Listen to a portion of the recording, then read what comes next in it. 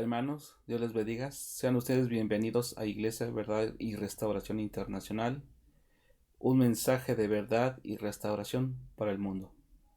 Bien, hermanos, vamos a continuar con nuestro estudio de la serie de la epístola a los Hebreos.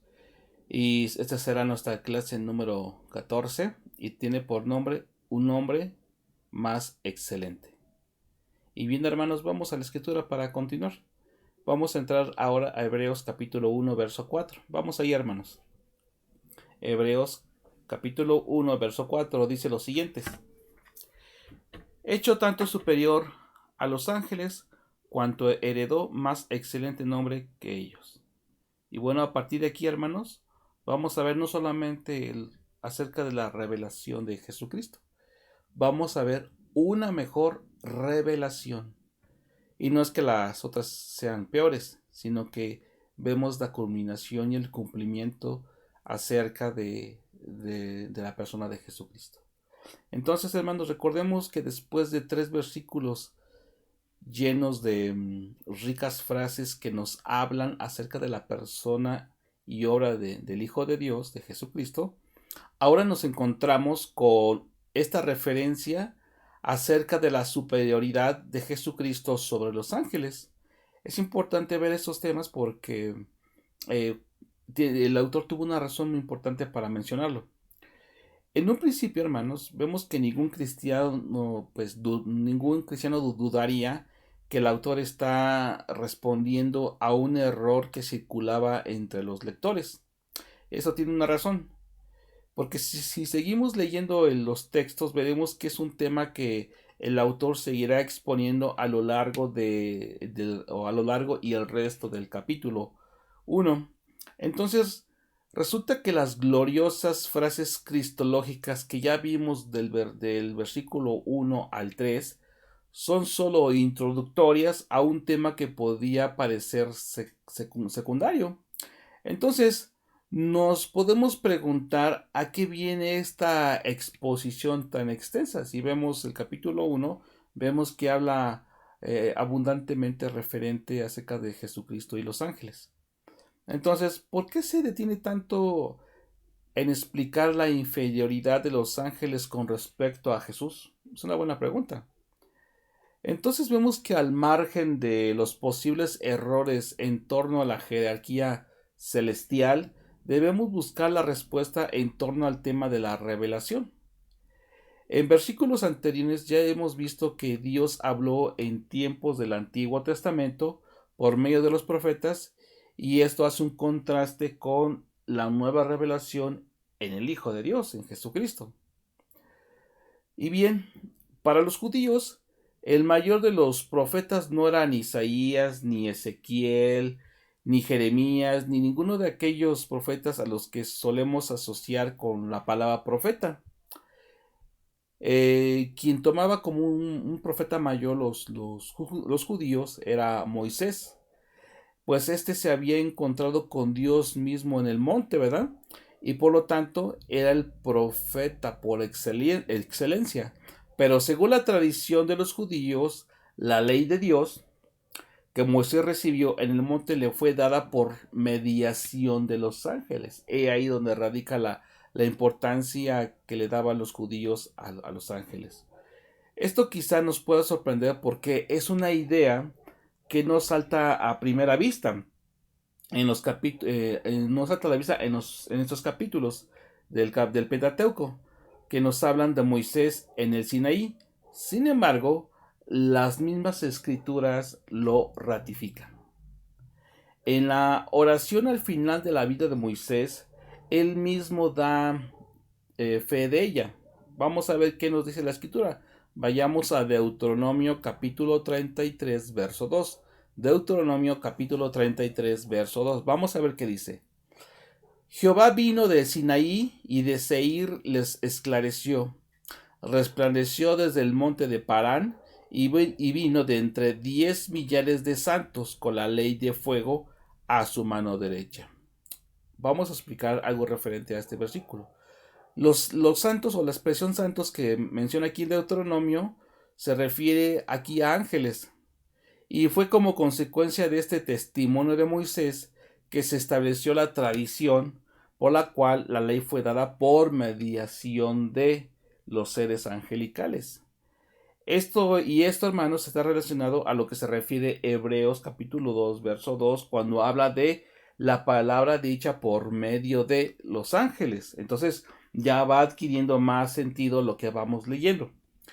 Igualmente, Esteban, en su gran discurso previo a su martirio, se dirige a los oyentes como vosotros que recibiste la ley por disposición de los ángeles y no la guardasteis, de acuerdo a lo que dice Hechos capítulo 7, verso 53.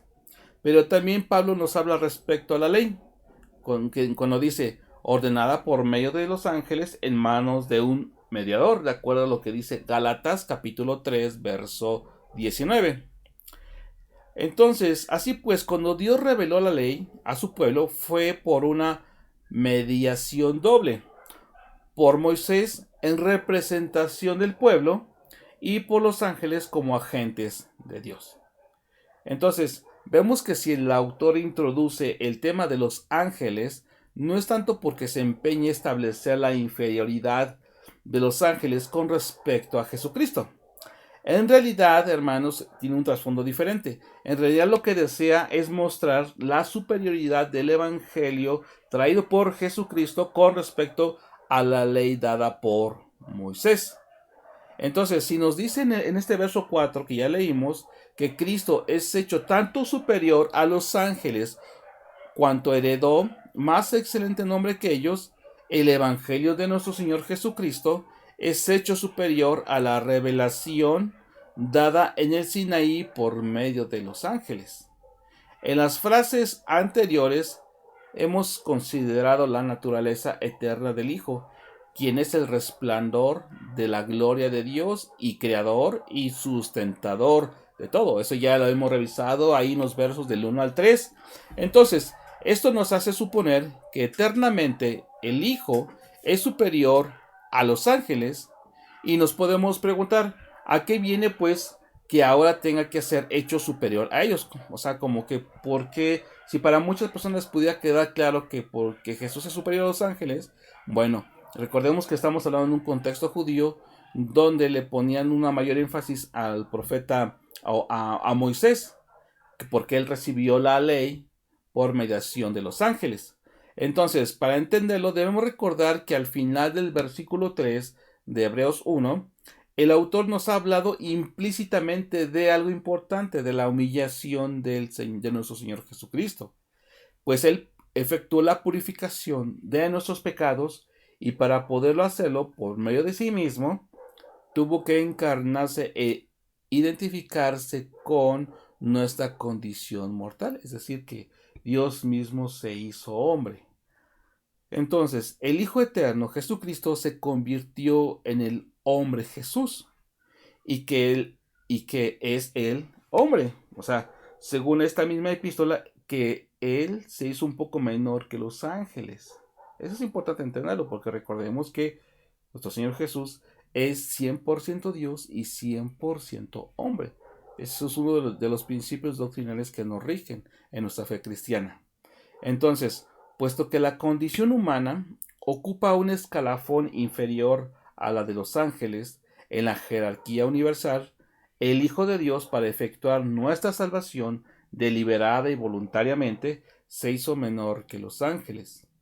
Entonces, no solamente esto, cuando inicialmente nos encontramos con Jesucristo, lo que conocemos acerca de su humanidad, vemos que los hebreos que creían en Jesucristo le habían conocido en primer lugar como un rabino que demostró ser el Mesías por las señales que él hacía, por la evidencia fehaciente de que Dios estaba con él.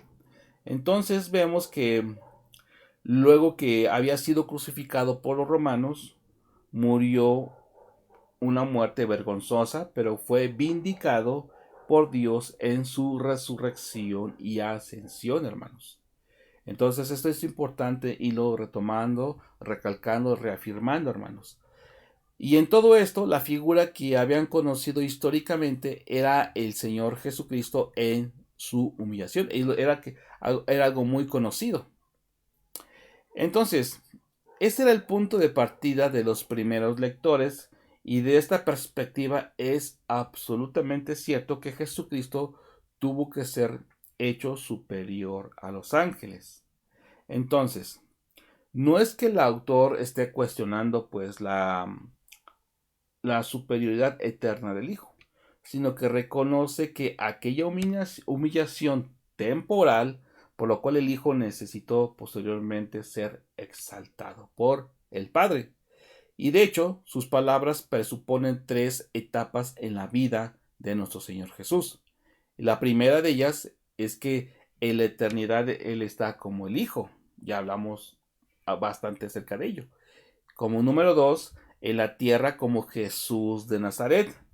Y número tres, exaltado a la diestra del Padre como el Señor Jesucristo o Señor de señores. Entonces, vemos que desde nuestra perspectiva humana, en la cual inicialmente conocemos al hombre Jesucristo de Nazaret, solo es después de su muerte y ascensión que se manifiesta en su superioridad a los ángeles. Entonces vemos que al principio vemos aquel Jesús que fue hecho un poco menor que los ángeles a causa del padecimiento de la muerte. Y después le vemos como coronado de gloria y de honra, de acuerdo a lo que dice Hebreos capítulo 2, verso 9. Entonces, desde esta perspectiva, en primer lugar, el Hijo es hecho un poco menor que los ángeles, a fin de ¿qué? De compartir nuestra humanidad y efectuar nuestra salvación. Pero vemos posteriormente que es exaltado a la diestra de la majestad, hecho superior a los ángeles, restaurado por el Padre aquella dignidad que él tenía desde siempre, desde la eternidad. Entonces, vemos que desde el momento de su ascensión, y ese es el énfasis principal de nuestros versículos, el Señor Jesucristo, Él está encima de todas las esferas espirituales, hermanos. Y vemos que nuevamente ocupa la posición que Él le corresponde por su dignidad. Entonces, hermanos, vamos a ver algo importante. ¿Qué significa un hombre más excelente? Vamos a ver qué dice la escritura referente a esto. Superior, la palabra literalmente es mejor. Es la palabra que literalmente significa superior, significa mejor. Y mejor se dice que es una palabra clave en esta epístola y es empleada por primera vez aquí en estos textos. Es la palabra característica, hermanos, que remarca el contraste entre el antiguo pacto y el nuevo pacto. Vamos a la escritura. Ya con esto vamos a ir casi finalizando, hermanos. Hebreos 7:22. Vamos a ver qué nos dice aquello que el autor define como mejor. Hebreos 7:22. Por tanto, Jesús es hecho fiador de un mejor pacto. Está hablando del nuevo. Hebreos 8:6 dice, pero ahora tanto mejor ministerio es el tuyo, cuanto es mediador de un mejor pacto, establecido sobre mejores promesas. Vamos también a Hebreos capítulo 9, verso 23. Vamos a ver qué dice. Fue pues necesario que las figuras de las cosas celestiales fuesen purificadas así, pero las cosas celestiales mismas con mejores sacrificios que estos. Entonces, hermanos, vemos que el autor pone este énfasis sobre la superioridad de Jesucristo a fin de fomentar nuestra confianza en Él. Él es el objetivo. Jesucristo es el centro de nuestra fe, es el centro de nuestra vida. Nos regimos bajo sus palabras, sobre sus promesas. Entonces, hermanos, no nos debemos dejar engañar por las apariencias de la religión secular, ni por la indiferencia de la mayoría en torno al Evangelio. Jesús es mejor. Porque regularmente, hermanos, en nuestro medio ambiente, en nuestro entorno en el cual nos podemos desenvolver, regularmente, pues la mayor parte de personas son personas incrédulas, ¿verdad? Incrédulas que, pues bueno, no abrazan la fe, ni los principios, ni la palabra de Dios, y se rigen bajo el sistema de este mundo, en la corriente de este mundo, y regularmente hay un antagonismo con esas personas, regularmente, ¿verdad? Porque ellos piensan, viven diferente, pero nosotros nos regimos bajo la santa palabra de Dios que nos conduce, hermanos, nos lleva a un mejor camino, a un destino final, ¿verdad? Estando con nuestro amado Jesús al final de nuestros días. Entonces, hermano, no nos dejemos engañar. Por eso es que se hace demasiado énfasis referente y acerca de la persona y superioridad de Jesucristo.